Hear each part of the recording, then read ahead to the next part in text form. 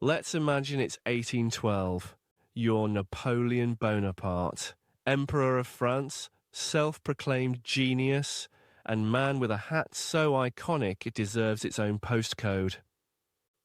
You've conquered most of Europe, reshaped governments, and scared monarchs into polite submission. There's just one small issue. The Tsar of Russia isn't returning your calls. Now, a reasonable person might think, that's fine, Russia's enormous, freezing and full of people who eat soup for breakfast, let's leave it alone. But you're Napoleon. Reason left the room several coronations ago. So, you decide to march to Moscow with 500,000 men. You tell yourself it'll be easy. After all, what could possibly go wrong when you drag an entire army across thousands of kilometers of swamp, forest, and steppe into a place where winter kills people faster than bullets? The French Grande Armée begins its glorious campaign in June. It's summer. The sun is shining. Spirits are high. The soldiers sing about victory and wine. They don't realise they're auditioning for the most miserable camping trip in European history. As they advance, the Russians keep retreating.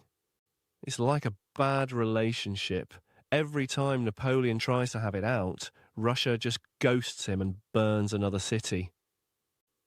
This tactic, known as scorched earth, leaves nothing behind. No food, no shelter, no supplies.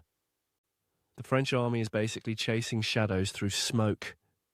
By the time they reach Moscow, they're starving, exhausted, and starting to smell worse than the battlefield latrines. But good news. They've made it to the grand capital. Bad news. Moscow is on fire. The locals decided, if we can't have it, neither can you, and torched the place. Napoleon sits in the Kremlin for a month, waiting for Tsar Alexander to surrender. Spoiler, he doesn't.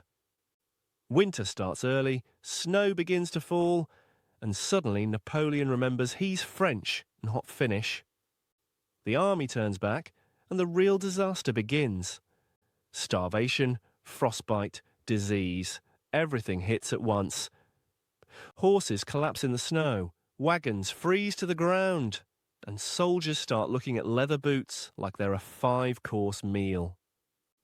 By the time they limp out of Russia, that proud army of 500,000 is reduced to fewer than 100,000.